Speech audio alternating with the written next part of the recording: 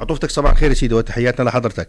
صباح الخير، صباح الخير سيدي، الله يصبحكم بانوار النبي. الله يقويكم. يعني بجوز اليوم من ساعات الصباح شفنا التواجد الواضح للزملاء الإدارات المرورية، وأكيد هذا يأتي من اهتمام مدير الأمن العام بسلامة إخواننا المواطنين. من خلال هذه الحملة نتحدث عنها بداية وهذا التواجد إذا سمحت.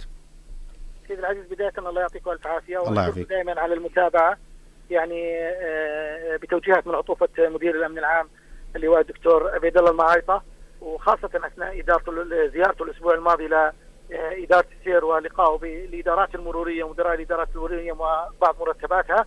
كانت توجيهات واضحة لتنفيذ حملة الشتاء بموعدها المحدد 1/11 لهذا العام. انطلقت هاي الحملة بالأمس، حملة شتاء آمن، من ضمنها الحملة الشتوية لتفقد المركبات وصيانتها من حيث استعداد أي المركبات وسائقينها للسير على الطرق خلال فصل الشتاء. زي ما بيعرف الجميع أنه المسير على الطرقات خلال فصل الشتاء يستوجب تجهيزات فنية بالمركبة حتى يكون في هنالك قيادة آمنة، وحتى ما يكون في حوادث لا سمح الله، من خلال تفقد الإطارات، تفقد الأضوية، تفقد المساحات، تفقد الدفاية، تفقد كل المستلزمات اللي من شأنها أن ترفع مستوى السلامة المرورية والقيادة الآمنة خلال فصل الشتاء. بالأمس بدأت هذه الحملة الساعة 6 صباحا، ومن خلال الإدارات المرورية وإدارة البيئة كان في تركيز على إخواننا المواطنين رفع ثقافتهم المرورية والتوعية المرورية من خلال بروشورات وزعت وتوزع اليوم وعلى مدار الحملة تنى بضيق القيادة بفصل الشتاء، بالإضافة إلى أيضا توعيتهم لكل المستلزمات أو المهام التي يجب توفرها داخل المركبة، مثل البطاية، مثل العاكسة وما إلى ذلك. الحملة بالأمس انطلقت، كان في يوم أمس تفقد باختصاص المملكة الأردنية الهاشمية بالكامل من خلال الإدارات المرورية وإدارة البيئة والإدارات المعنية بهذه الحملة، حملة تفقد المركبات. تفقد حوالي 38 ألف مركبة بالأمس، كان من ضمنها 30 ألف مركبة تقريبا صالحة، وتقريبا 8,000 مركبة كانت غير صالحة. تلقى سائقينها إشعارات تبين لهم ما هي النواقص الموجودة على مركباتهم، وما هي يعني وما هي الإرشادات اللي يجب أن يتبعوها حتى يستطيعوا تلافي هذه النواقص.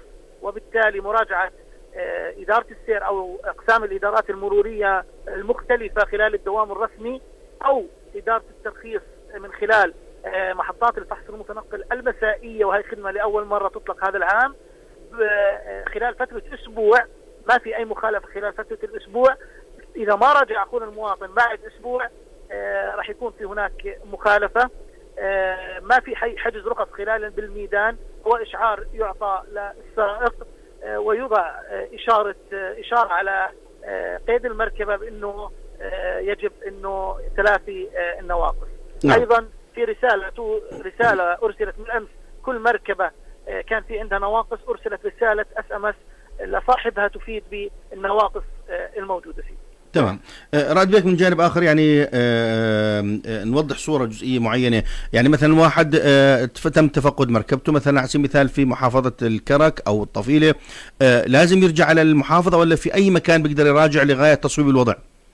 لا سيدي، أي قسم ترخيص أو إدارة قسم سير أو إدارة ترخيص أو دوريات خارجية أو الترخيص المتنقل بإمكانه يراجعها بأي مكان بالمملكة. مربوطة كلها، الكمبيوتر مربوط، النظام الإلكتروني مربوط مع بعضه، وأي بأي مكان يستطيع فك حجز قيد الحجز اللي موجود أو الإشارة اللي موجودة على قيد المركبة.